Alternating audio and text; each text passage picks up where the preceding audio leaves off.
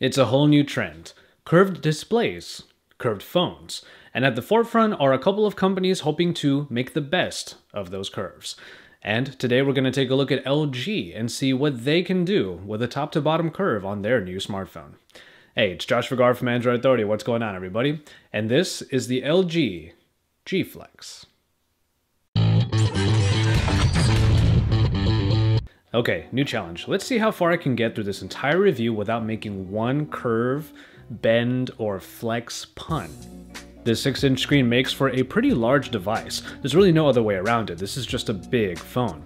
The sides are pretty thin, however, and completely bare, but that is due to LG's new button layout that was first introduced in the G2, and it returns here on the G Flex. That is the index finger position on the back of the power button flanked by volume rockers.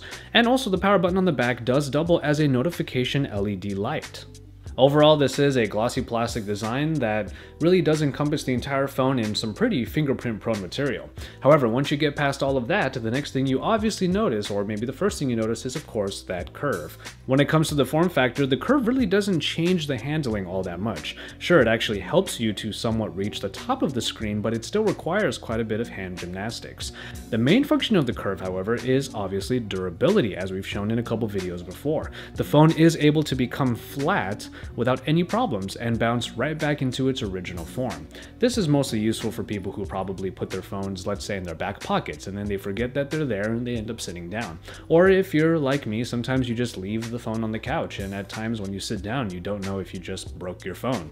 At least with the LG G Flex, you won't really see many problems with that. You'll have a little bit more confidence in the phone because it is able to be very somewhat malleable, but just enough so that it provides a little bit more safety.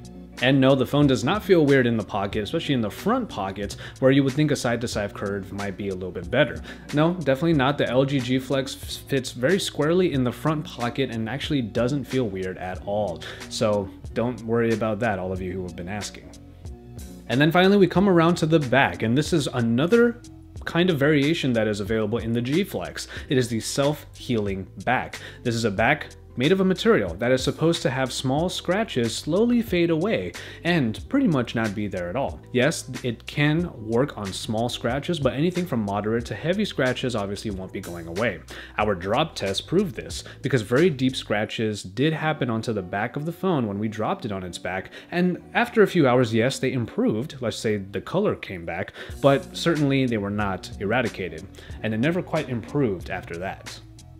And even for the small scratches, it's more of a first glance type of thing. If you look very closely at where those small scratches once were, as you might not be able to recognize them, you might actually see remnants of them still there. The scratches don't completely go away, but they do get improved somewhat.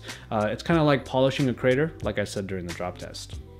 So this is not a phone that is meant for one-handed usage, it's meant for two-handed usage, but that curve definitely does serve a purpose, and in terms of the design, it might allow your phone to survive the elements a little bit better than most of the ones you've probably owned before.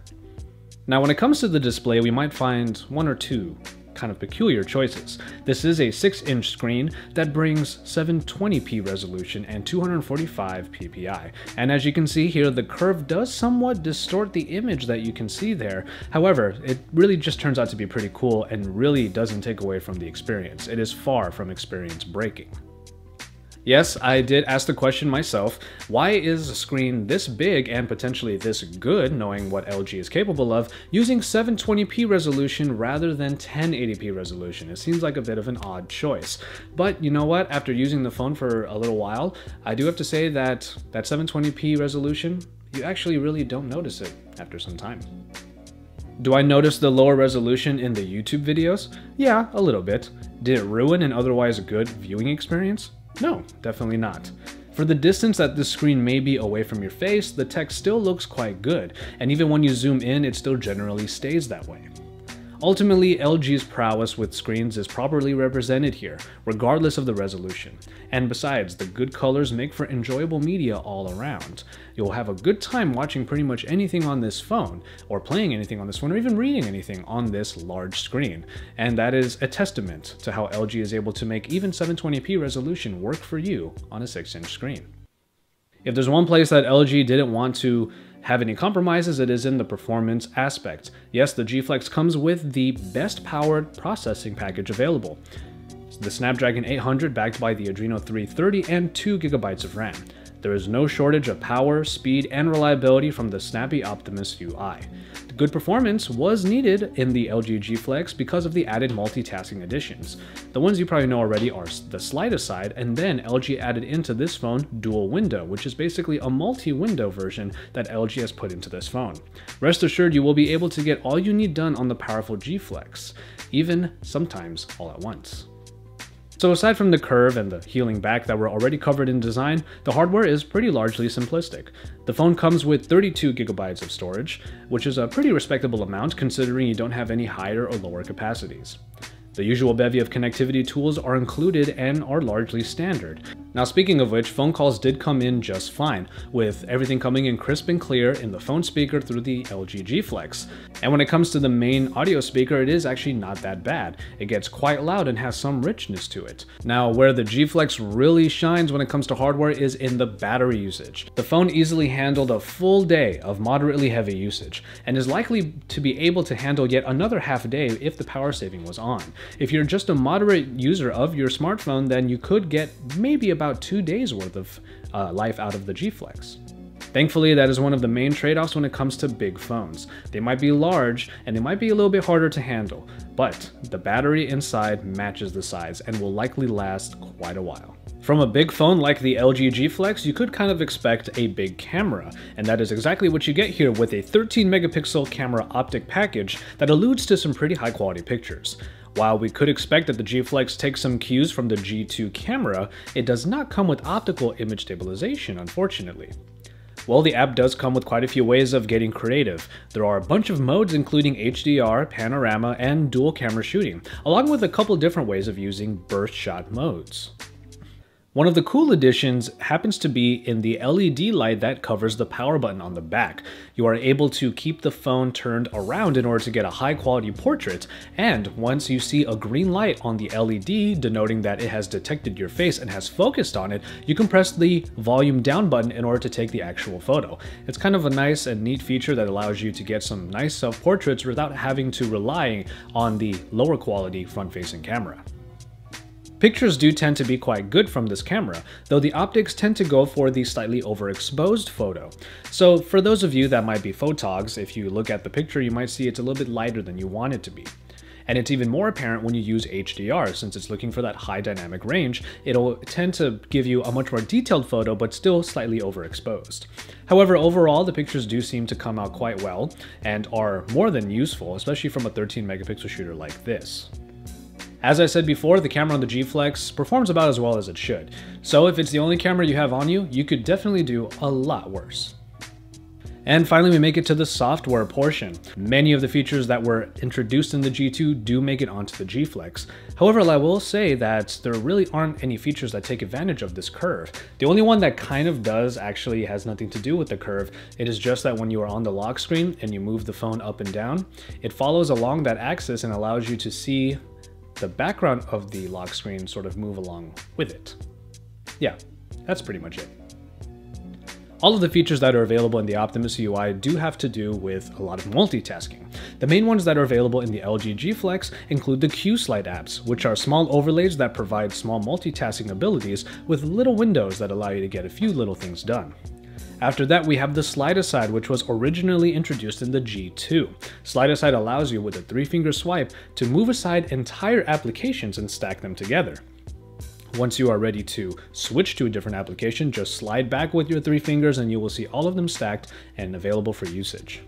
And then finally, the newest addition, and arguably probably the most useful one, is the dual window. Now this is a multi-window functionality that is very welcome on a large screen such as this. Hold the back button at any point and you will be greeted with a list of applications that you can put on the top or the bottom.